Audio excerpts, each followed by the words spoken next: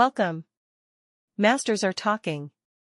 Subscribe. Welcome back, everybody. Today we're doing a deep dive into something really unique, the Gospel of Thomas. Oh, yeah, this will be fun.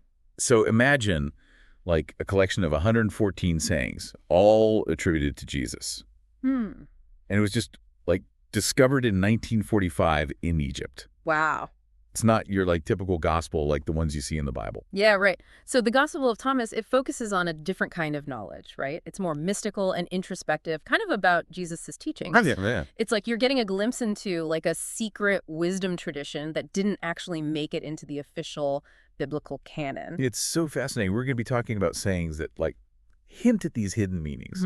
Like one of them says that understanding these words can lead you to a place where you won't even taste death. Right, exactly. Or the one that says that the kingdom of heaven isn't out there somewhere, it's inside you. Exactly. And that concept of gnosis, this direct, experiential knowledge, that's at the heart of the Gospel of Thomas. It's about like going beyond traditional beliefs and dogmas to like a more personal and transformative encounter with the divine. So are you ready to unlock some of these secrets? I'm ready. We've got a lot to unpack here. Let's start with the first group of sayings. We're going to be unveiling the hidden kingdom. All right. The very first saying, it really sets the stage for the whole text. Okay. It says, whoever discovers the interpretation of these sayings will not taste death. That's a bold statement. Yeah. Like, pay attention, folks, because understanding this stuff could change your entire existence. But what does it even really mean to not taste death? Yeah. Is it talking about like physically living forever? I mean, it's probably not about like living forever in the literal sense. Right. But instead it points to a kind of liberation, a freedom from the limitations of our ego, and our attachment to the material world. It's about awakening to a reality that transcends the cycle of birth and death.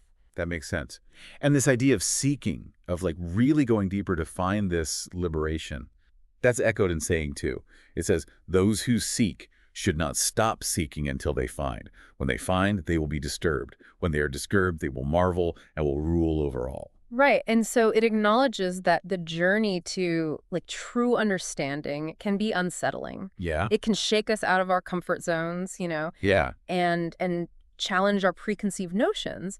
But through that disturbance, through being disturbed, then comes this sense of awe and wonder, like a shift in perspective that ultimately leads to a kind of mastery. So it's not about ruling over others, but about mastering ourselves, our own like inner world. Precisely. Okay. And that inner world, the kingdom itself, is what we encounter in saying 3. Okay. Here, Jesus says that the kingdom is inside you and outside you.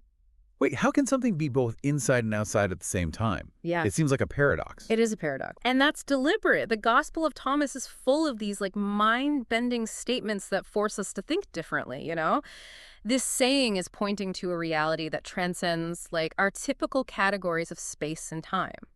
Like suggesting that the kingdom isn't a physical place, but a state of being, something we can access within ourselves and in the world around us. So it's like the kingdom is everywhere and nowhere at the same time. You have to like shift your perception to really see it. Exactly. And to help us with that shift in perception, saying 4 tells us that even a person old in days should seek wisdom from a child 7 days old. So someone who's lived a long life should ask a newborn baby for advice. I'm not sure I'd go that far. Of course, it's not meant to be taken literally, right? It's about approaching life with a sense of humility and wonder, like a child seeing things for the first time. Yeah. Children often have like an unfiltered perception of the world, a kind of innocence that we tend to lose as we get older. So it's not about literally asking a baby for directions. Yeah. But about rediscovering that childlike curiosity. Yeah. That willingness to just see things with fresh eyes. Yes. And that ties in beautifully with saying 5, which is all about seeing. Know what is in front of your face, and what is hidden from you will be disclosed to you. For there is nothing hidden that will not be revealed. It's like that saying, the truth is right in front of you, but you have to remove the blinders to see it. Yes, it's very much in that spirit. It's about cultivating self-awareness, becoming conscious of our own thoughts and perceptions. By truly seeing ourselves and the world around us, we begin to perceive what was previously hidden. That's a powerful idea.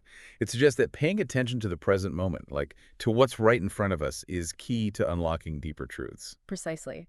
And speaking of unlocking deeper truths, let's move on to saying 8. Okay. This one uses the metaphor of a fisherman to illustrate like a profound point. Okay, I'm hooked. Tell me more about this fisherman.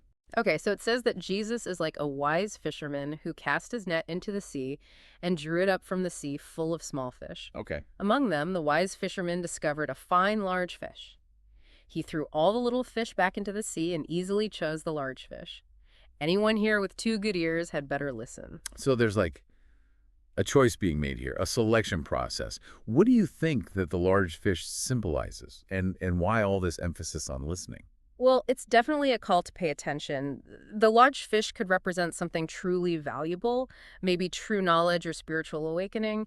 And the fisherman representing Jesus, he's discerning, choosing what's truly valuable over the more common, less substantial things. So the little fish are those like everyday distractions that keep us from seeing the bigger picture. Exactly. It's a reminder that these sayings aren't just stories. They're invitations to deeper reflection. They challenge us to discern what's truly worth pursuing in life. That's a lot to take in. We've already encountered some powerful ideas about seeking truth, seeing with new eyes, and choosing what's truly valuable. And this is just the beginning. The Gospel of Thomas is full of these thought-provoking sayings that invite us to question our assumptions and embrace a more expansive way of understanding the world. I can't wait to explore more. Welcome back to our deep dive into the Gospel of Thomas. Last time, we started unpacking some of the mysteries of this ancient text. And, we were exploring ideas about seeking truth and seeing the world with new eyes. Yeah, we saw how the Gospels of Thomas really, it pushes us to look inward, cultivate that childlike sense of wonder, and choose what's really valuable in life. I'm curious to see how these ideas develop as we move into the next group of sayings. You mentioned earlier that this gospel wasn't exactly embraced by the early church. Yeah. I have a feeling things are about to get a little more controversial. You could say that. The sayings in the section, they really push us to question conventional wisdom and rethink our assumptions about, spirituality and the nature of reality. Okay, I'm ready for a challenge. Where do we begin? Let's start with saying 25. It talks about love and protection, but it makes a pretty intense comparison. Okay. It says, love your friends like your own soul, protect them like the people of your eye. That sounds like pretty solid advice. Love and protect your friends. What's so radical about that? Well, it's the depth of the comparison that's striking. Loving someone like your own soul suggests a profound connection. It's like recognizing that your friend is an extension of yourself, not separate or other. So it's not just about being nice to your friends, but seeing them as like a part of your own being almost, like an expansion of your own self-love. Exactly. And that perspective shift, it's crucial for understanding the next saying 26. It cautions us against judging others. Remove the log from your own eye first, then you will see clearly to remove the speck from your brother's eye. Ah, the classic self-reflection before criticizing others. It's amazing how these sayings, even though they're from centuries ago, they still hold so much relevance today. Yeah, their timelessness is part of what makes the Gospel of Thomas so compelling. Now, if we kind of dig a little deeper into this idea of self-work, we encounter saying 27. It encourages us to fast from the world as a path to finding the kingdom. Fasting not just from food or from the world itself. What does that even look like? It's about detachment. Not in a way that makes us withdraw from the world entirely, but in a way that allows us to, loosen our grip on material possessions and worldly desires. It's about recognizing that true fulfillment is found not in external things, but in something deeper. So it's like an inner cleansing, a stripping away of what's superficial to get to the core of things. Precisely. And this connects, I think, really beautifully with saying 28, where Jesus, he observes people they're kind of drunk on worldly matters, blind in their hearts, and they're seeking to depart from the world empty. It's a pretty stark image of humanity, lost in distractions, chasing after things that ultimately leave them feeling unfulfilled. It reminds me of those warnings about like accumulating wealth and status but neglecting spiritual growth. It's a potent image, and one that challenges us to examine our own priorities, this kind of exploration of inner versus outer. It continues in saying 29, which delves into the kind of paradoxical relationship between flesh and spirit. Ah, the age-old debate, body versus soul. What's the Gospel of Thomas's take on this? It poses this fascinating question. If the flesh came into being because of the spirit, that is a marvel.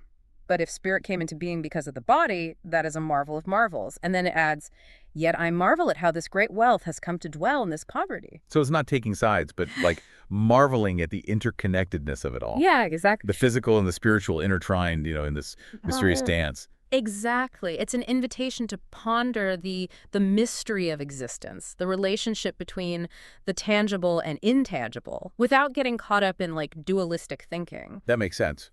We've been talking a lot about individuality, Right. about inner seeking and self-awareness. But there's also this thread of unity running through the Gospel of Thomas. Absolutely. In saying 30, Jesus reminds us, where there are two or one, I am with that one, highlighting the importance of togetherness, recognizing we're not alone on this journey. So it's not about retreating into solitude, but about recognizing the power of connection, of sharing this journey with others. Exactly. And that leads us to saying 33, where we're encouraged to share our newfound knowledge openly. What you will hear in your ear, in the other ear, proclaim from your rooftops. So it's not about keeping these teachings secret or exclusive, but about spreading the light, sharing what we've learned with the world. Precisely. It's about letting our understanding shine outward, illuminating the world around us. This idea of sharing knowledge, of not hiding it away, it's echoed in saying 66, which uses this striking metaphor to describe how what is initially rejected can actually become essential. You're talking about the saying where Jesus compares himself to a stone that, like, the builders rejected, which then becomes the cornerstone. Yes, exactly. It's a powerful image of how unconventional ideas or teachings, even those that are initially dismissed, can become central to our understanding. It's a reminder that sometimes what's considered outside the norm is what ultimately brings everything together. And that brings us to the end of this section, which has challenged us to look inward, to question our attachments to the material world, and to embrace the unity that can be found, both within ourselves and in connection with others. It's a lot to process, but I'm starting to see how these seemingly, like disparate ideas, they're all connected. They all point to like a more expansive way of understanding spirituality and the nature of reality. That's the beauty of the Gospel of Thomas. It doesn't offer easy answers. It invites us on this journey of self-discovery. It prompts us to question, to seek, and ultimately to find our own truth. And speaking of journeys, we're about to embark on the next leg of ours through the Gospel of Thomas. Welcome back to our deep dive into the Gospel of Thomas. We've uncovered hidden meanings, challenged conventional wisdom, and now we're entering a realm that promises to be even more intriguing, the realm of paradox and transformation. Yeah, this final section, it kind of invites us to embrace the unexpected, to find truth in what seems, contradictory, and to allow ourselves to be transformed by the process. I'm ready to have my mind bent. Where do we start? Let's start with saying 54. It offers this kind of surprising blessing. Blessed are the poor, for yours is the kingdom of heaven. That kind of echoes a theme we've seen throughout the Gospel of Thomas, that idea of detachment from material possessions. Exactly. It's a reminder that true wealth isn't measured in, money or possessions. In fact, clinging to those things can actually hinder our spiritual growth. The kingdom of heaven, it belongs to those who are free from those attachments, those who are, poor in spirit. That makes sense. But then we get to saying 55, and things take a rather jarring turn. It says, whoever does not hate father and mother cannot be my disciple. Hate me? That seems pretty harsh, especially coming from Jesus. It's important to remember that the Gospel of Thomas uses language in a very symbolic and metaphorical way, right? Okay, yeah. So the hatred here, it's not about literal animosity toward one's family. It's about prioritizing spiritual growth, above all else, even those relationships that seem, like the most fundamental. So it's like saying your spiritual journey might require you to break free from certain attachments, even those that seem really deeply ingrained. Precisely. It's about shifting our allegiance to something higher, to a truth that transcends our earthly bonds. This theme of detachment, it continues in saying 56, which uses this rather startling image to describe the world. It says, whoever has come to know the world has found a corpse. Wow, that's a powerful image. What's the significance of the world being a corpse? Is it saying that, the world is inherently bad or evil? Not necessarily. It's more about recognizing the impermanence of the material world when it's seen from like a purely spiritual perspective. Everything in this world is in a constant state of flux, of decay and renewal. It's an invitation to look beyond the surface, to seek what is truly lasting and enduring. So it's not about rejecting the world, but about understanding its limitations. It's like fleeting nature. Exactly. And that leads us to the parable in saying 57, where a farmer is advised not to pull up the weeds that are growing alongside his wheat. Wait, why not? Isn't that what a farmer is supposed to do? Get rid of the weeds? It seems counterintuitive, doesn't it? But this parable, it challenges our assumptions about control and judgment.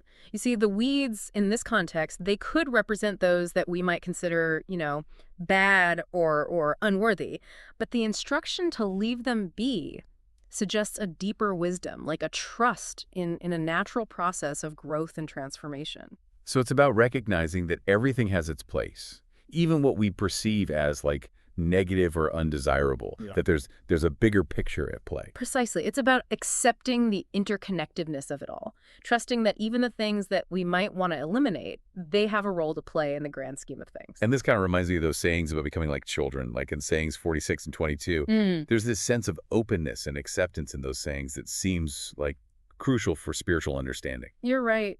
Children often see the world without, like judgment or preconceived notions. They're open to experiencing things as they are, without trying to like control them or categorize them. This kind of receptivity, this childlike wonder, this is what allows us to enter the kingdom of heaven. And in saying 22, this idea of becoming like children, it's linked to a pretty powerful vision of unity. It says, when you make the two into one, and when you make the inner like the outer and the outer like the inner and the above like the below, and when you make male and female into a single one, so that the male will not be male nor the female female. It's a vision of transcending duality, of like dissolving the boundaries that separate us, from each other and from the divine. It's about recognizing the interconnectedness of all things. So it's not about erasing differences, but about understanding that they're all part of like a larger whole, that there's a fundamental unity underlying the apparent diversity of the world. Exactly. And this leads us to saying 23, where Jesus speaks of a select few, 1 from 1,000 and 2 from 10,000 who will stand as one. It sounds like he's talking about a small group who will like truly understand and embody these teachings. It speaks to the challenges of spiritual transformation, the dedication and the discernment that are required to fully integrate these profound insights into our lives. We've covered so much ground in this deep dive into the Gospel of Thomas. It's been a mind-bending journey. As we wrap up, is there one final thought, one like nugget of wisdom from this ancient text that you'd like to leave our listeners with? What's fascinating is that, throughout these sayings, there's this constant interplay between seeking and finding. But as saying 51 reminds us, what you are looking forward to has already arrived, but you do not know it. Perhaps the true transformation lies in realizing that what we seek is already within us, just waiting to be discovered. It's a beautiful paradox to ponder, isn't it? We spend our lives searching, yet the truth is it's always present. Right here, right now. Well, thank you for guiding us through this incredible exploration of the Gospel of Thomas. It's been a pleasure having you. Oh, the pleasure was all mine. I encourage everyone to revisit these sayings, delve into their depths and discover their own unique interpretations. And as always, keep seeking, keep questioning, and keep diving deep into the knowledge that resonates with your soul. Until next time, happy exploring.